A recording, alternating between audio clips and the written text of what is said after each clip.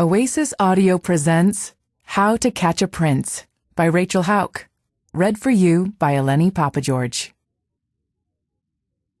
Chapter 1. With each passing day, she remembered she had a secret. She'd lived in the fog of death until 6 months ago when she crawled out, reaching for the first glimpse of life and light she'd encountered in 5 years. It came in the form of a simple telephone call, a refreshing breeze offer. But clearing the fog meant the memories surfaced, ones she'd long since regarded as lost. Now they rattled around the empty corridors of her heart. And recently, in the faintest ting or ping, like when elevator doors opened just outside her office, Corina remembered how she loved the glorious, rolling chimes of cathedral bells pealing through a crisp cathedral city dawn. And she ached, deep in her soul, with a longing she couldn't reach nor remove. With an exhale, she slumped in her chair and closed the news video she'd been watching. 2 of the Beaumont Post's staff writers entered the bullpen with a nod toward her, a late lunch of McDonald's swinging from their hands. Corina's gaze followed them as they crossed the wide, boxy room, cutting through the muted afternoon sunlight that spilled through the dirty, rain-splattered windows. She should go to lunch herself. It was nearly 2. But she was waiting for her boss, Gigi Beaumont, to return from lunch. Corina had a proposition for the founder of the online mega newspaper, the Beaumont Post. A bold move even for her, but she felt confident in her idea. In the meantime, she had work to do. Corina sorted through her email inbox, organizing stories that came in from the Post staff writers and stringers from around the world. Gigi's journalism tabloid media fingers had a very long reach. Opening a story that had just come in, though it was due last week, Corina started reading but lost her concentration after the first sentence. What bothered her? June, of course. It was the 3rd of June. Being out from under the fog, dates and days had meaning again. Okay, fine. It was June 3rd. Just recognize the day had once been significant and move on. But dealing with everything she'd buried more than 5 years ago proved challenging. Corina, hey!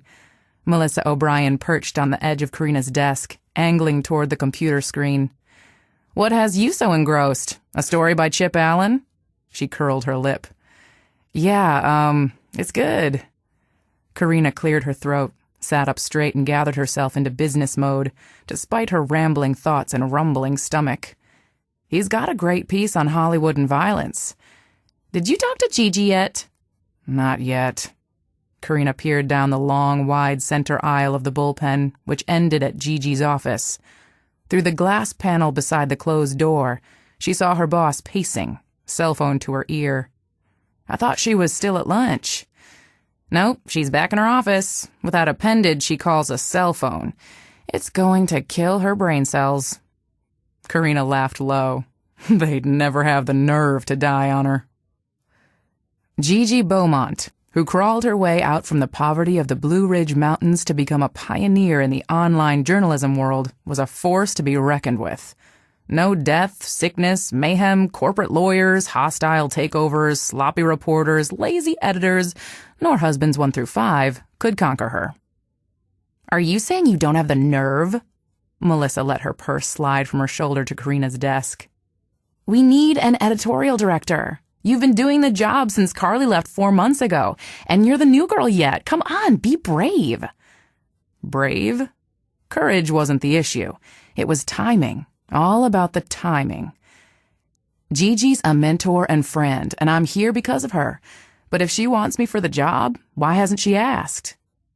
It's Gigi, Melissa shrugged with a pfft. It's a miracle she offered you a job at all. Usually folks have to come begging. True. Corina stood, squaring her shoulders and shoving her chair under the desk.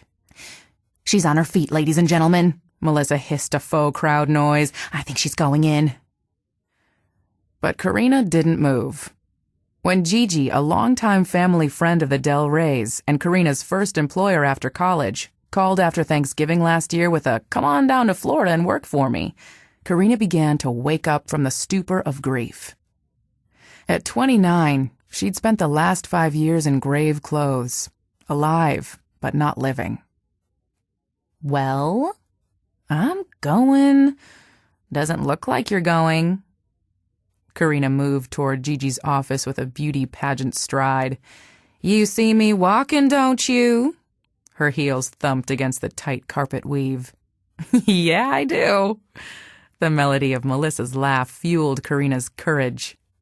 After all, she was a Del Rey, a daughter of great fortune, a steel magnolia, a former Miss Georgia, a summa cum laude college graduate, a writer, and twin sister. She pressed her hand to her heart, slowing her steps and breathing deeply, remembering her brother. Carlos's death in Afghanistan had cost more than she'd have ever imagined. Arriving at Gigi's door, Corina gathered her scattering thoughts, forget the past, and formulated her pitch. "Gigi, I've been doing the job of editorial director. Formally give me the position. Value to the team." Peering through the glass, Corina knocked, smiling when Gigi waved her in. The media mogul was still on her phone, pacing, speaking with voluminous animation. "Fantastic, darling. Cannot wait. You're gonna love it here. Splendid family environment. Yes, we're right on the Atlantic and the Indian River on the famous US 1. Gigi motioned for Corina to have a seat on the chocolate-colored suede sofa. "Sure, he can learn to surf. Well, of course, we have our very own East Coast Surfers Hall of Fame to boot." "Exactly. Listen, I have someone in my office. See you next week." Gigi ended the call, cradling her phone in her lap, and flashed her snow-white smile while cracking her ever-present Wrigley spearmint between her teeth. "Gorgeous Corina Del Rey, to what do I owe this pleasure?" Gigi's gleaming blonde hair curled and floated about her face. "I wanted to talk to you about... I've been thinking." Gigi jumped to her feet, tucking her phone into her skirt pocket, circling the room, snapping her fingers. The riverscape behind her, beyond the windows and through the trees, was lit with sun, threading diamonds of light into the water's calm surface. "We need a spectacular celebrity piece. You know, something to juice up our front pages." The Post started as a series of blogs Gigi chained together, written by Washington insiders, Hollywood experts, gossip columnists, and the occasional royal watcher. She had boots on the ground in New York, LA, Dallas, Miami, Atlanta, Toronto, London, Madrid, Cathedral City, to the ends of the earth. "We have the Hollywood violence piece Chip Allen wrote." "Snore bore, Corina. No one cares about the violence in movies, and if they do, they already agree with Allen. I told him I'm not sure we're going to run that piece." For an international newspaper, Gigi was hands-on, involved. She considered the world her backyard and believed sharing news was as simple as talking to her neighbors over the backyard fence, even if that neighbor was thousands of miles away. "We need something wow." Gigi swirled her hands through the air with animation. "Why do we need something wow?" Gigi stopped treading between the windows in the sitting area, her gaze steady on Corina. "You know why I hired you?" "Because I'm a good writer, professional, organized. I'm a hard worker." But in truth, she had no idea why Gigi hired her, because the last 5 years of Corina's resume contained a big fat blank. What had she done? Become a professional griever, a professional liaison between her parents, traveling with Daddy when he asked. Otherwise, living at home, in the shadows of what the family used to be. But yes, she was a good writer and hard worker, which Gigi knew. Being an heiress meant nothing to Corina's wealthy but hard-working father, who made sure she and Carlos never counted on the family name and fortune to make their way in life. Her high school friends curled their lips in disgust when Corina had to tend to household chores and work a summer job to earn money for her own car. "But your dad's a millionaire 100 times over." Tell that to Donald Del Rey.